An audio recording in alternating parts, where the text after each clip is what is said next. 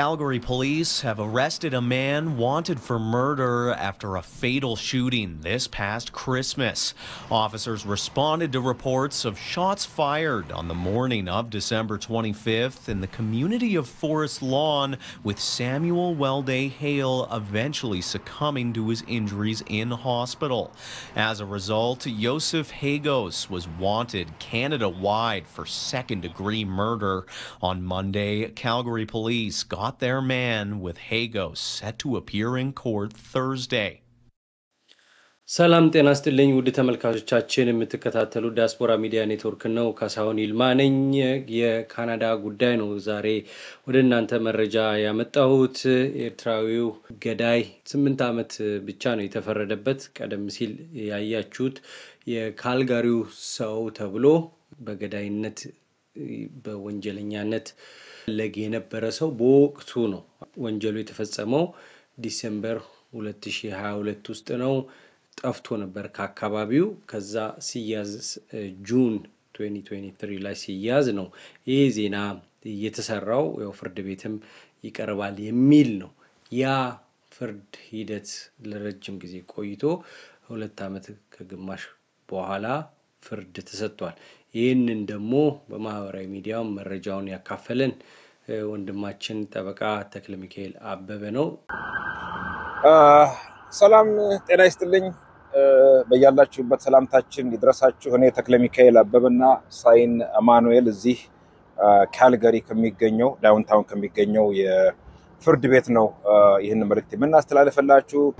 ለማዓልቲ አነ ሳይን አማኑኤል ተክለ ቃኒ ከቶሮንቶ ኣብ ናይ ካልጋሪ ዳውንታውን ቤት ፍርድና ንርከብ ዘለና ንክልተ ዓመት እንፈረቃን ከባቢ ዝጓተት ዝነበረ ናይ ፍርድ ጉዳይ ነይሩ ሳሙኤል ወልዳይ ኃይለ። ተክለ ሚካኤል ጤና ይስጥልኝ። አመሰግናለሁ እንግዳችን ሆነ ስለመጣ ተመልሰ። ሰላም ካስሽ እንኳን ደህና ቆየኸኝ። አመሰግናለሁ ስለጋበዝከኝ። አው የሳሙኤል ወልዳይ ግድያ ነው። ዮሴፍ አጎስ የተባለ ነው። ሁለቱም ኤርትራውያን ናቸው። ሟቹ ረጅም ጊዜ አልቆየም ካልጋሪ ውስጥ። ግን ይሄንን ትልቅ ታሪክ በወንጀልም ቢሆን ማህበረሰባችን ምን ሊማር ይችላል የሚለው ነገር ስለሳበኝ ነው። ምክንያቱም ገደለ ተገዳደሉ የሚለው ብቻ ሳይሆን ሌላ ቀጣይ እንዳይኖር ምን ማድረግ አለብን እንደ ማህበረሰብ የሚለውንም አንተም የጥብቅና ባለሙያ ስለሆንክ ጉዳዩንም ስትከታተል ስለነበር ሶሻል ሚዲያ ላይም ተመልክቻለሁ። እስቲ ምንድነው የተከሰተው? ከታሪኩን ከመጀመሪያ አንሳለን። አመሰግናለሁ በድጋሜ ካስሽ። ልክ ነህ። በኋላ እንገባበታለን። ኢንፋክት እዚህ አልተማርንምና ከዛ በኋላ ሌሎች 3 ግድያዎች ተከስተዋል። በኋላ እንሄድባቸዋለን። ከሳሙኤል ጋር በተያያዘ የሆነው ምንድነው? ዲሴምበር 2022 የክሪስማስ የፈረንጆች ክሪስማስ ለትማታ ከጎቱ ከከዝኖቹ ከወንድሞቹ ጋር ወጣ ሊዝናና የሀበሻ ባር ሄደ። and ንጋት ላይ የሀበሻ ባሮች ከተዘጉ በኋላ አፍተር አወርስ የሚባል ነገር አለ። እየተጫወቱ እየተዝናኑ ቀጠሉ። ወደ ከንጋቱ 4 ሰዓት አካባቢ ይመስለኛል ያው ግጭት ተፈጠረ። and ግጭት ውስጥ የለበትም ሳሚ ሟቹ ራሱ የለበትም። ብቻ አካባቢው ቤት ውስጥ ተፈጠረ። and ይሄ ዮሴፍ ሃጎስ የተባለው ወንድማችን ጥይት ይዞ ነበረ። ቀደም ብሎ ጥይት ይዞ አይተውታል፣ ሰዎች ተመልክተውታል። አክቹአሊ ወሽሩም ውስጥ ሽንት ቤት መታጠቢያ ቤት በሄደ ጊዜ አንዱን አስፈራርቶት ተናግሮ ነበረ። ግን ባለቤቷ አናገረችው መሰለኝ። በቃ አይ መሳሪያውን አስቀምጧል መኪና ውስጥ ተረጋግዋለች። ቀጠለ። ከጥቂት ደቂቃዎች በኋላ ከውጭ ሆኖ ተኮሰ። ከውጭ ሆኖ ወደ ውስጥ ወደ ተሰበሰበበት ወደ ቤቱ ሲተኩስ ያው ሳሚን አገኘው። and ሳሚ ወደቀ። and I think immediately hospital አንዱ ትልቁ ችግር ምንድነው ካስሽ እንደ ነገር ሲከሰት አበሻው በተቻለ መጠን ለመደባበቅ ይሞክራል፣ ይጥራል። አፍተር አወርስ ነው፣ አፍተር አወርስ ላይሰንስ የለም። ስለዚህ መጠጥ ምናምን ከሰዓት ላፊ ሲሰጥ ነበር። ራሳቸውንም ፕሮቴክት ለማድረግ ሲሉ ሰዎች አንዳንዴ ያድበሰብሱታል፣ ይሸፋፍኑታል። ስለዚህ immediately ወደ ሆስፒታልም አልሄደም and ህይወቱ ሊያልፍ ይችላል፣ አልፏል። ኢንሲደንቱ ባጭሩ ይሄን ይመስላል። አንተ ዜናውን ካካፈልክ በኋላ ተመልክቻለሁ። ውስጥ ሽጉጥ ይዞ ሽንት ቤት ሰዎችን እንዳስፈራራ ከዛ በኋላ ደግሞ በሰላም ሲዝናና ሲጫወት እንደነበረ በመሃል ደግሞ ውስጥ ጸብ እንደተፈጠረና ሳሙኤልን ጋር ፊዚካል የመያያዝ ነገር እንደነበረና ውጪ ሳሙኤል እስከ መውጣት ድረስ ያለ ግብ ነበር። በኋላ ላይ መሳሪያ ሲያወጣ ነው ሳሙኤል ከባሩ ከባልኮኒው ጀርባ የነበረው ይላል ዜናውን እንደተመለከትኩት እና ሽጉጡ ከውጪ ተተኩሶ ቀጥታ እሱን መቶታል። ግርግዳውን አልፏል። እንደውም ሌላ ቢዝነስ ሁሉ አጠገቡ ያለ ድረስ ያለፈ ጥይት ነው ይላል። ዋናው ነገር ሁለቱም የአንድ ሀገር ልጆች ናቸው። ቀደም ሲል ደግሞ የጠቀስክልን አለ ሌሎችም እንደዚሁ ኢትዮጵያውያንም በእንደዚህ በተመሳሳይ የግድያ ወንጀል ከዛ በኋላም ተከስቷል ብለሃል። እሱን ደግሞ ጥቀስልን በደንብ እንድንወያይበት። ሁሉም በተመሳሳይ መልኩ ነው የተከሰቱት። ሪሰንትሊ ከሁለት ወር በፊት ይመስለኛል እንደዚሁ ጠዋት 6:15 AM አካባቢ ኢን ዘ ሞርኒንግ ነው። ለዛውም በፑል ቴብል ይሄ ፑል መጫወቻ ድንጋይ ወርውሮ እንደዚሁ አንዱ ሌላኛውን መታው ጭንቅላቱን and again immediately ወደ ሆስፒታል ያለ መውሰድ ችግር አለ። ሽፍንፍና አድርገው አድበስብሶ ጓደኛ ቤት ከዛ ወደ ቤት ተመለሱ። በቃ ልጁ ያው ኦሬዲ ሆስፒታል ሲወጡት it was late አልፏል ህይወቱ። በጊዜ ግቡ በሚለው መሪ ቃል መጓዛችን የስኬታችን ምንጭ ነው። የዛሬን ብቻ ሳይሆን የወደፊቱን ፍላጎቶን መረዳታችን ልዩነታችን ነው። በከተማችን ተወዳጅ ሰፈር ሳር ቤት ቫቲካን ኤምባሲ ጎን የሚገኘው ሳይታችን ላይ ዘመናዊ አፓርትመንቶችን እና ሱቆችን ሽያጭ ጀምረናል። የከተማው ግዙፍ ጂምናዚየምና የህፃናት መጫወቻ ከሀገርኛ እስከ ኤዥያ ምግቦች በአማራጭነት የሚያገኙበት ፉድ ኮርትም የዚሁ ሳይት አካል ነው። ከባለ አንድ መኝታ ጀምሮ የአፓርትመንት አማራጮች አሉን። ለአጭር ጊዜ በሚቆየው የማስታወቂያ ዋጋ ከ350,000 ብር ቅድመ ክፍያ ጀምሮ በሳር ቤት የሱቅ ባለቤት መሆን ይችላሉ። ጀምቦሮ ሪል ስቴት በጊዜ ግቡ። ከዛም በፊት ደግሞ እንደዚሁ ግጭት ተፈጠረ። አፍተር አወርስ ፓርቲ አሁንም አንድ ሌላ ወንድም አይ ቢሊቭ ኢትዮጵያ ይመስለኛል ይሄኛው በመኪና ሌላኛው ላይ ሄዶበት እንደውም በአንደኛው ኢንሲደንት ላይ በታርጋውን ሁሉ ፈቶ እንዳይታይ ሆን ብሎ ነው በኋላ ከካሜራ ላይ ነው የሚታየው ገሎታል። እንደዚህ ሌላም ልጅ አክሲደንት ሊሆን ይችላል ፕሮባብሊ ያኛው እንኳን መኪናው ላይ እንደዚሁ ተገጭቶ ሄዶበት እንደዚሁ ሞቷልና ተደጋገሙ። ኦልሞስት ላለፉት አንድ የሥራ ባልደረባዬ ስትነግረኝ እዛ ካልጋሪ ከተማ ውስጥ ያለች ኢሚግሬሽን ኮንሰልታንት ስታጫውተኝ ኦልሞስት ኤቭሪ 6 months በሁለት ዓመት ተኩል ጊዜ ውስጥ 5 ሰው ነው የተገደለው በተመሳሳይ መልኩ አፍተር አወርስ ፓርቲ ባሮች ውስጥ በድብድብ በግጭት ኤንድ ምንም አልተማርንም ከዚህ ነገሮች አንማርም። አሁንም ይከስታል። ቢዝነሶቹ ምንም እንዳልተፈጠረ 2 ሳምንት አንድ ወር በኋላ ይከፈታሉ ወይ በአዲስ ማኔጅመንት ይቀጥላሉ። ሰውም ቦይኮት አያደርግም መልሶ ይሄዳል and ተደጋገመ and አሳዛኝ ነው። የብዙ ሰዎች ልብ ተሰብሯል። በተለይ የመጡበትን ሁኔታ ስትመለከት በዚህ በሳሚ ኬዝ ስትመለከት 6-7 ዓመት ኢትዮጵያ ውስጥ በስደት ቆይቷል and ፍርድ ቤት ሁለት ጊዜ አፕሊኬሽናቸው ሪፊውዝ ተደርጎ ኢንፋክት በሁለተኛው ላይ ይግባኙን እኛን ፌደራል ኮርት ወስደን 2019 ላይ ወደ ፌደራል ኮርት ወሰድነው አሸነፍን።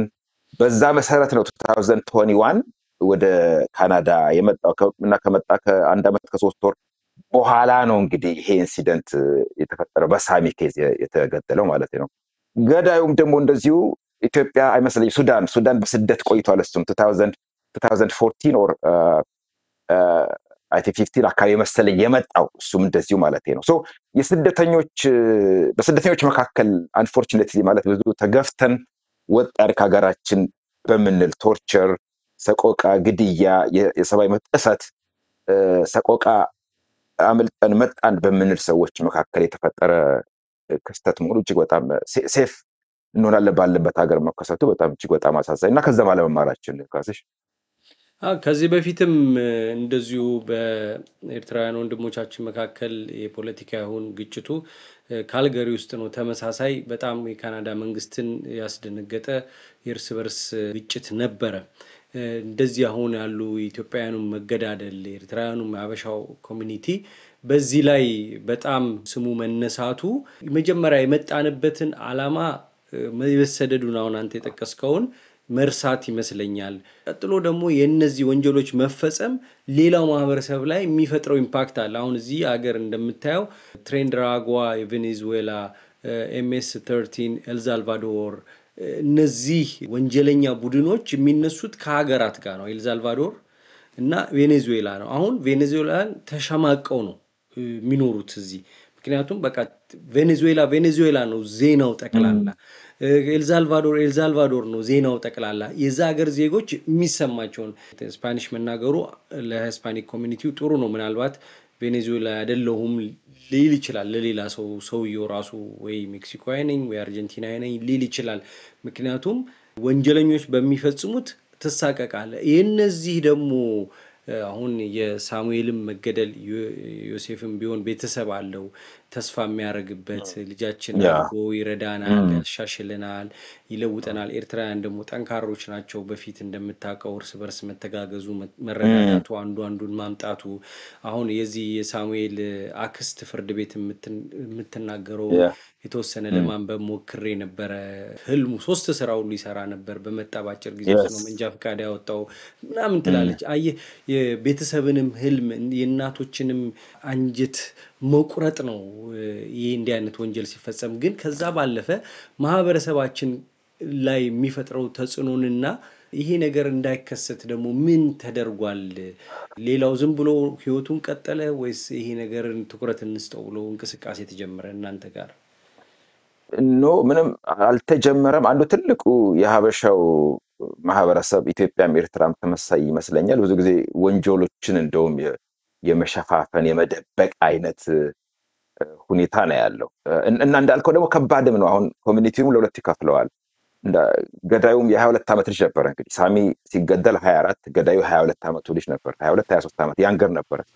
ኤንድ አንዳንዴ የገደለው ባልሽ የሞተው ወንድምሽ ሀዘንሽ ቅጣታ ከቤትሽ ሁለቱም አንድ ኮሚኒቲ ውስጥ ናቸው እና it is very very sad and ሲስተሙም ደግሞ የወንጀል ይሄ ክሪሚናል ጀስቲስ ሲስተሙ የወንጀል ስርዓቱ አንዱ ትልቁ ቻሌንጅ የሆነው አየህ መጀመሪያ የተከሰሰው ሳሚ በሰከንድ ዲግሪ መርደር ነበር። ኦኬ የተወሰነ ኢንቴንሽናል ግድያ ነው ወይ የሚል አይነት ነገር ነበር ነው። ዝም ብሎ ሲተኩስ ወደ ህዝብ ወደ ሰው ሲተኩስ ኦኬ ሳምበሪ የሆነ ሰው ሊገል ይችላል። ነሰርሊ ግን ሳሚን ሆም ብሎ ነው ወይ የሚለው ሊጋል ኳስችን በጣም ከባድ ጥያቄ ነበር። ስለዚህ በመጨረሻ ላይ 2 ዓመት ተኩል ምናምን ፈጅቶ ድርድር አድርገው ፕሊ ባርጌን አድርገው ነው እንግዲህ አቃቤ ህግና ያው ተከሳሹ እና ጠበቃው ተደራድረው ወደ 8 ዓመት የመጡት። አንዳንድ ጊዜ ነው ወደ ማንስሎተር ወረደ። ሰው ገሏል፣ ነፍስ አጥፍቷል፣ ግን ነሰርሊ ኢንቴንሽናሊ ሆም ብሎ ለመግደል በተለይ ያንን ሰው ስፔሲፊክ ሰው ለመግደል ብሎ አይደለም በሚለው ነው ማንስሎተር ሲሆን ኤንድ ዴን ክሪሚናል ጀስቲስ ሲስተሙ ምንድነው ብዙ ነገሮችን ከግምት ያስገባል። ላይክ አንድ ሰው ስለገደለ ብቻ ዝም ብሎ በቃ የታባቱ አይባልም። ወንጀል ብዙ እንደምታውቀው ማህበራዊ እንትኖች አሉት። ይሄ ፑሽ ፋክተርስ አሉ አይደለም። ለምሳሌ በተለይ ደግሞ የኤርትራ ስደተኞችን ስትመለከት አብዛኞቹ ስርዓት ውስጥ አገሪቱ ውስጥም በልጅነት ሳዋ ይገባሉ። ሳዋ ያለው እንትን ሁኔታ በጣም ኦፕሬሲቭ ነው። ከዛ እንደምንም አመልጠው ተሽለክልኮ ይመጣሉ። ከዛ በስደት ይቆያሉ። በጣም ቻሌንጂንግ የሆነ ፓስት ነው ያላቸው ብዙዎቹ። አባት፣ ወንድም፣ ልጅ፣ እህት፣ እናት፣ አባት ያጡ ናቸው አብዛኞቹ።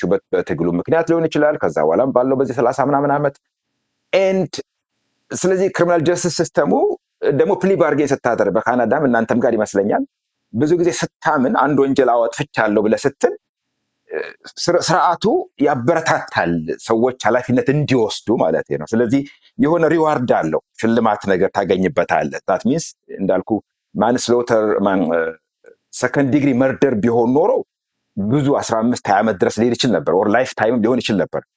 በት አመነ ሲያምን ምንድን ተብሎ የሚታሰበው የኮርቱንም ሪሶርስ እንደገና ይሄ ትራውማታይዚንግ ነው አጠቃላይ ወንጀሉ የተፈጸመበት ይሄ ደሙ የሞተው ፒክቸሮች፣ ቪዲዮ፣ ምስክርነት ምናምን ስትል ሪስክም ሊኖር ይችላል። ባይዘው ሉዝ የማድረግ ቻንስም ሊኖር ይችላል። ኬዙን ለምሳሌ አቃቤ ሕጉ ሉዝ ሊያደርገውም ይችላል።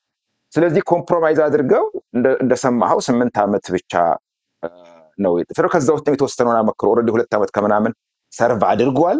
ወደ 660 ምናምን ቀን ኦልሞስት 2 years actually ሰርቭ አድርጓል። እሱ ደግሞ ታይም ኤንድ ሃፍ ነው የሚቆጠረው። 1 ዓመት ተኩል ነው 3 ዓመት ከምናምን ሲቀነስ 5 ዓመት ከዛ ውስጥ 1/3 ሲቀነስ ሌላ 2 ዓመት ተኩል ሰርቭ ያደርግ ነው። ናው በዚህ 2 ዓመት ተኩል ውስጥ ይሄ ልጅ ምን ያህል ተምሮ ይለወጣል ይወጣል ዊዶው ነው። ደን ሶሳይቲው ግን እንዳልከው ህብረተሰቡ በቤተክርስቲያናት ሊሆን ይችላል፣ በማህበራት ሊሆን ይችላል ተሰባስቦ እንዲህ አይነት ነገር የመምከር የለም። እንደውም በቃ ተው አታንሱ፣ ምንድነው የምታካብሉት የምታጋንኑት ሁሉ ይባል ይችላል አይደል? ለምሳሌ አገር ቤትም አሁን ስትመለከት ወይ ኢትዮጵያዊን የምታጠቃ ወይ ኤርትራዊን ለማጥቃት የምታነሳው ነው የሚመስለው ኤኒ ክራይም ነገሮች አንዳንድ ሰው ልክ ነው እንደሱ ሊተረጎም ይችላል። ካልቸራሊም ራሱ ካየህ እኮ ወደ ኋላ እንዳላሰፋብ እንዳልወስድ እንጂ የቀነኒን ግድያ ለምሳሌ አንዱ ዓለም ጎሳ እጮኛ የነበረችው ልጅ ሞተች ራሷን ተባለ ከ5ኛ ዓመት። ኦኬ እሱ ገሏት ነው ወይስ በራሷ ነው? እንትኑ ኮንቨርሴሽኑ ስትመለከተው በሁለት የተከፈለ ነው። አንዳንዱ በፍጹም መጠየቅ አለበት የሚል ነው። አንዳንዱ ደግሞ ነው በቃ ምንድነው ጀስት ኢቭን በእርቅ ሁሉ ከሆነም እኮ በእርቅም ሊያልቅ የሚችል ነገር ነው። ይሄን ያህል ምንድነው ሽምግልና ምናምን ነው። ሶ አይ ቲንክ እሱም ባህላችንም ካልቸራችንም ይሄ የማድበስበስና ነገሩን ዝቅ የማድረግ አንደርማይን የማድረግ ከሆነ በኋላ ሁኔታ ነው ያለው እንጂ በጣም የመቆጣት እንትን የለም። ላይክ መቆጣት አለበት። ሰዎች እንደዚህ ሲገደሉ አላግባብ ወጣቶች ለመዝናናት ሄጄ እኔም አንተም እንወጣለን ሴፍ ሆነን ተዝናንተን ተጫውተን ወደ ቤታችን ለመመለስ ነው። በዛ ሁኔታ ምን ተደባድቦ ተፈነካክቶ ቤት ይገባል ሰው ህይወት አጥቶ በቃ የማይተካ የማይመለስ ነገር ግን በጣም ሊያስቆጣን ሲሪየስ ሊያደርገን ይገባ ነበረ። የአይነቱን ቁጣ አልመለከትም። ለዛም ይመስለኛል ደግሞ ደጋግሞ እንዳልኩ ይከሰታል እንጂ አሁን ቦይኮት መደረግ ሁሉ አለባቸው። እንደዚህ አይነት ቢዝነሶች በፍጹም ፓኒሽ መደረግ አለባቸው። ሰው ኢቭን ሰው የተገደለበት ቦታ ላይ በአክሲደንት ወድቆ እኮ አይደለም ኦር የሆነ ጣሪያ የሆነ ነገር ተሰብሮም አይደለም እኮ ጀስት በድብድብ ሆን ተብሎ በጩቤ ተወግቶ በመሳሪያ ተመቶ የተገደለበት ቤት ራሱ ሄዶ መገልገል ራሱ እንዴት እንደዛ እንደሚያስችላቸው እንደሚበላ እንደሚጠጣላቸው ራሱ ፍጹም ሊገባኝ አልቻለም። እና በቂ ምላሽ ኢንፋክት እንደሰማሁት ከሆነ ፖሊሶች ሰብስበው ሰውን ለማነጋገር ሁሉ ሙከራ አድርገው ነበረ። ግን በቂ ቁጥርም በቂ ሰውም የተሰበሰበ የወጣም አይመስለኝም አክቹአሊ። እና ምን ያህል ተመረናል ከዚህ ነገር የሚለው አይ ቲንክ ብዙም ተማርናል አልመስለኝም። አዎ ከገደለው በኋላ ደንግጦ ነበረ። ደጋግሞ ቤቱ ባለቤት ቤላስ የሚባል ባር ነው ደጋግሞ ደውሎ ነበረ። የሚገርመው እንዳልከው ልጁ ከተገደለ በኋላ ሳሙኤል የተወሰደው ወደ ሆስፒታል በግል መኪና ነው። ወዲያው 911 ተጠርቶ አምቡላንስ መጥቶ ቶሎ ወስዶት ምናልባት ቶርሶ ላይ ነው የሚለው እንግዲህ ሆድቃው አካባቢ ነው የተመታው። ምናልባት እንደው ሊድን የሚችልበት እንደዚህ የዳኑ ሰዎች አሉና በዛ ላይ መሳሪያ መያዝ እነዚህ ነገሮች በተለይ ኢትዮጵያውያንና ኤርትራውያን ማህበረሰብ ለመዝናናት ወጥቶ መጣላት እኔ በስደትም አንተም ኬንያ ኑረሃል። ኤርትራ ኤምባሲ የናጽነት በዓል ተብሎ ሲከበር ራሱ ጠርሙስ የነበረው ቢራ እንዲቀር ተደርጎ ቆርቆሮ ብቻ ሰርቭ እንዲደረግ ተደርጓል። ምክንያቱም ጸብ ይነሳል። ኢትዮጵያውያንም እንደዚሁ መጠጥ ቤት ተገብቶ ሄደህ ለተዝናና ተሄዶ ከትንሽ ከተጠጣ በኋላ እንዲያሉ አላስፈላጊ ህይወትን የሚያሳጡ ህይወቱን ያጣውም ህይወት ያጠፋውም ቤተሰብ ደግሞ በሰቆቃና በጸጸት የሚኖሩበትን ታሪክ መፍጠር ከሀገር አልፈ የሰው ሀገር ላይ በጣም ትኩረት ተሰጥቶ ሲደጋገም አሁን ይሄኛው ዋናው ፍርድ ስለሆነ አነሳ ነው። ከዛ በኋላ ግን የተከሰቱት አንድ ሰው ላይ ገሎት አልበቃ ብሎት ደግሞ ደጋግሞ በመኪና ላይ መንዳት ያ ኢትዮጵያ ይሄን ማድረጉ እንደገና በተራ የፑል ጨዋታ ወይም ጭቅጭቅ በዛ ያን በሚያህል አሉሎ በለው በጣም ከባድ ነው። የፑል መጫወቻ ወይም የከረምቦላ መጫወቻ ኳሶቹ በዛ እንደገና ሰው መግደል እዛ ድረስ መድረሱ ምንድነው እንደው በእናንተ በኩል ይሄን ነገር ሲሪየስሊ አይተነው በቶሮንቶም አካባቢ ኢትዮጵያውያን ያሉበት አካባቢ መወያየት አለብን። ምክንያቱም ይሄ ኮሚኒቲ ዴንቲንግ ነው እንኳን አይደለም ግድያ በተለያዩ መስኮች ላይ አንተን የሚወክል ሰው የሆነ መጥፎ ነገር ሲያደርግ ትሳቀቃለህ። ምክንያቱም በሎካሉ በአገሬው ሰው የምትታየው እናንተ ናችሁ እንዴ የሚል ነው።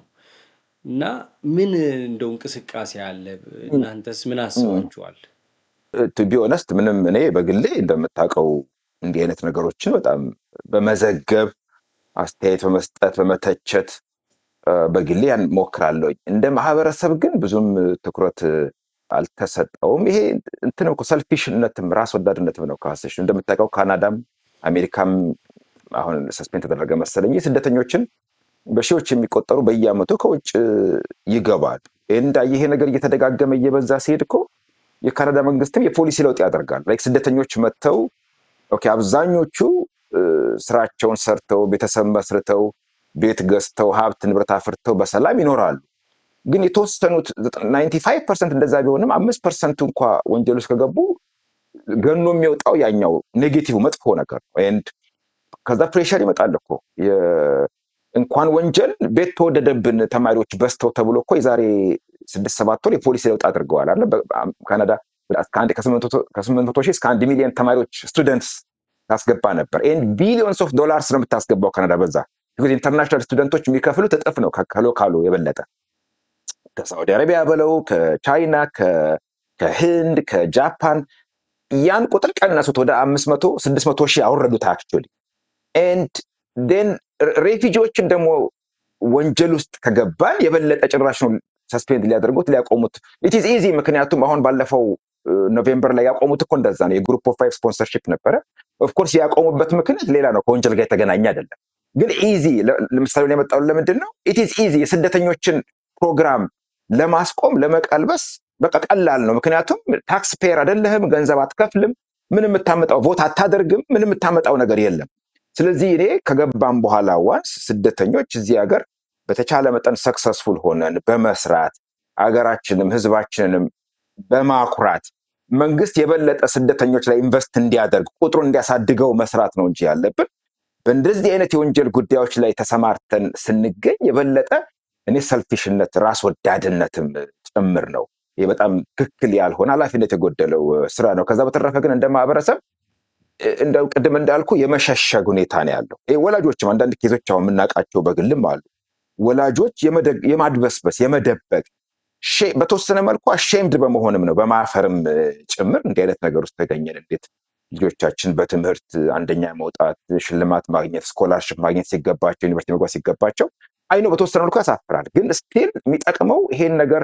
አደባባይ አውጥቶ በመነጋገር መፍትሄ ይገኛል ባይዘ sometimes ብዙ ካውንስሊንግ ፕሮግራሞች አሉ በነገራችን ላይ ወንጀሉ ከመፈጸሙ በፊት ሰውን ሊያድኑ የሰው ህይወትም ባለጉዳዩንም ተከሳሹንም አሁን እኮ ዳኛው አስተያየት ሲሰጡ ነበር በነገራችን ላይ ካሰሽ ፍርድ ቤት ነበርኩኝ እና አስተያየት ሲሰጡ የሁለት ሰው ላይፍ ዲስትሮይድ ሆነ ያንተም ዲስትሮይድ ሆነ የገዳዩ ማለት ነው የሟቹንም ዲስትሮይ አደረከው actually የሚል አስተያየት ሰጥተው ነበር ዳኛው and ረጅም አስተያየት ነው የሰጡት በነገራችን ላይ says complete stupidity ይላል ዘገባው ላይ yes ከዛ በፊት እሱን ኤግዛክትሊ የሁለት ሰው ላይፍ ዲስትሮይ አደረክ ያንተም ተመልከት ያለህበት ሁኔታ በከባድ ሁኔታ ውስጥ አልፈ በስደተኛ ተዚው ይሄ ልጅም ላይ መለስ በቃ የብዙ ከዛ በኋላ እንግዲህ እናቱ አሉ ሳሚ እናቱ በህይወት አሉ አያቱ በህይወት አሉ ኤርትራ ውስጥ and አስበው ወላጅ እናትና ወላጆች አያቶች ቁጭ ብለው ልጅ ሲሞት በእኛ ኮሚኒቲ ውስጥ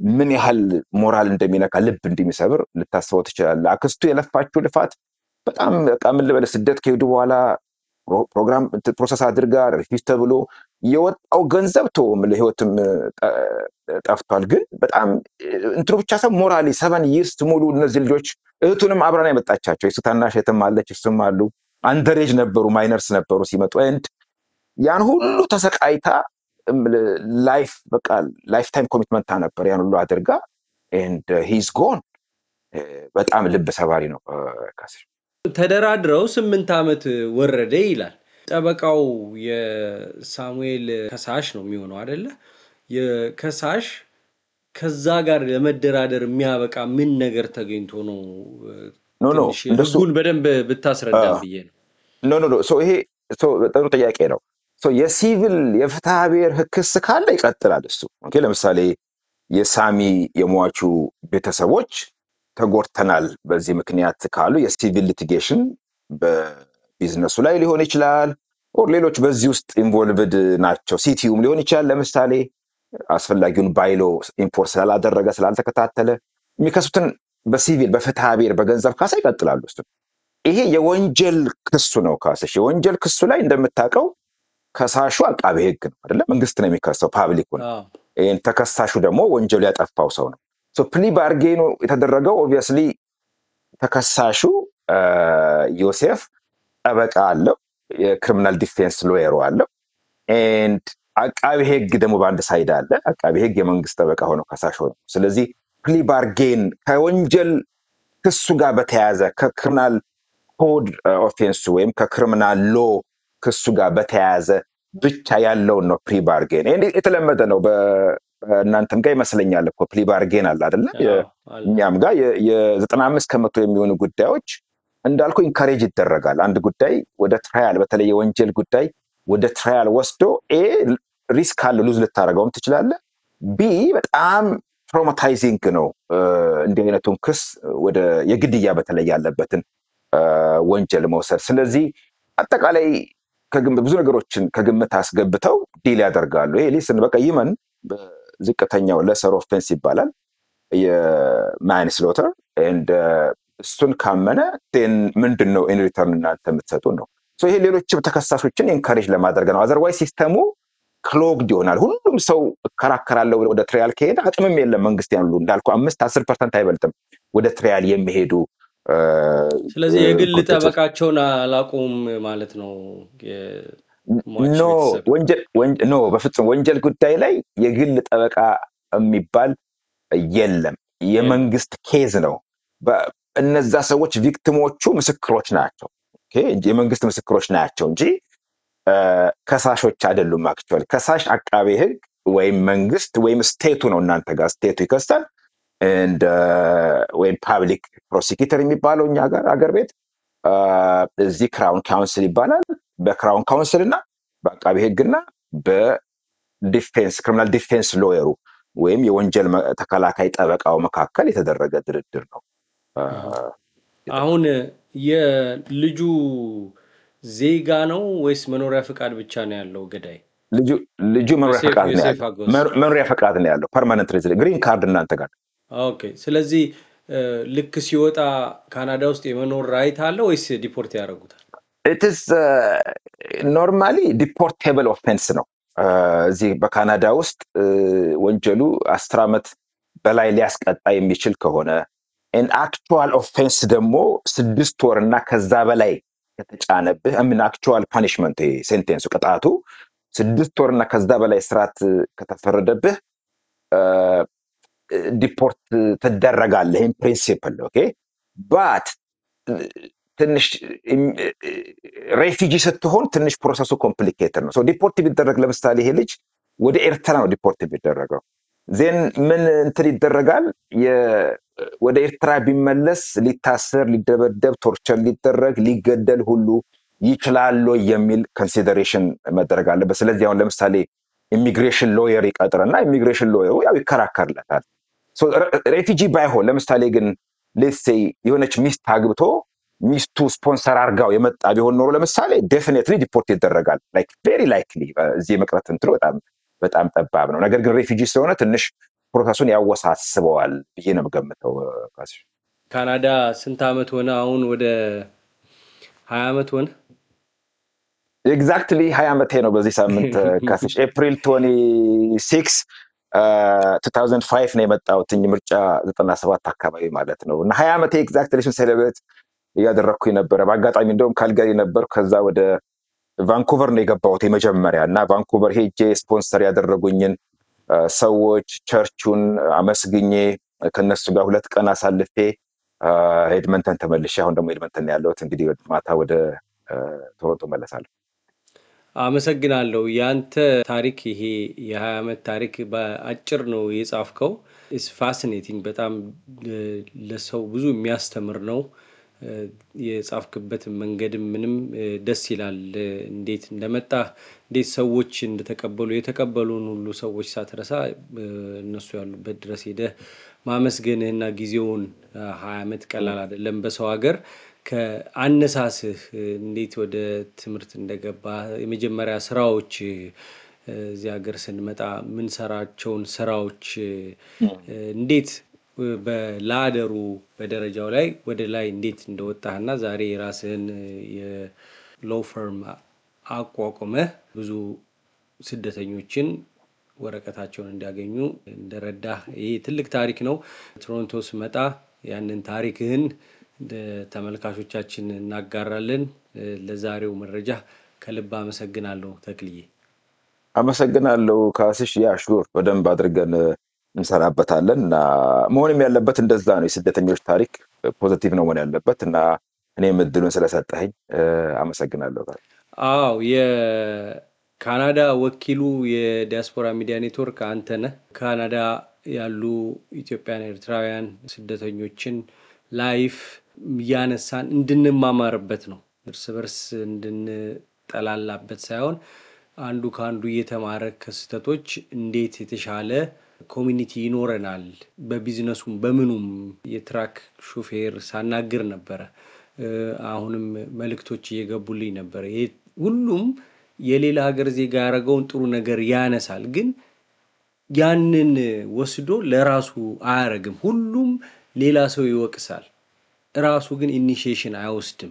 ሁሉም አበሻኮ ብሎ አበሻን ይወቅሳል። የትኛው ነው ታዲያ የማይወቀሰው? ሁሉም እጁን ከጠቆመ ሁሉም ራሱ አለበት። የዛ ፓርት ኦፍ ኢት ነው። የዛ የችግሩ አካል ከሆነን ለመፍትሄ መነሳት አለብን እና አሜሪካ ላይ ያሉትን ነገሮች ብዙ ሽፋን ሰጣለው። የካናዳንም በተቻለኝ አቅም ያው አንተንና ወዳጆችን በመጠቀም መረጃዎችን ካናዳ ላሉ ተመልካቾች እንዲናደርሳለን። የሚዲያ አጠቃላይ ዲያስፖራው ስለሆነ እንድትከታተሉ በ512677 4634 ላይ እንድትደውሉ አስተያየታችሁ መልእክታችሁን እንድትተውልን 6463263147 ሚዲያውን ለመርዳት በካሽና ዜል እንዲሁም በሚዲያ ግብአቶች በካሜራም በሌንስም እንደዚሁ መርዳት የምትችሉ ሰዎች ማገዝ ትችላላችሁ። በዛው ስልክ ቁጥር መደወል ትችላላችሁ 6463263147 ተክሌ የሚዲያን ሁኔታ ስለምታቀው ያው እንደዚህ ተመልካቾችን እየተማጸንን ነው። ሌሎችም መረዳት ይችላሉ ብዬ አስባለሁ። ከልብ አመሰግናለሁ አንተን። ተመልካቾቻችንን እግዚአብሔር ይስጥልን አብራችሁን ስለቆያችሁ።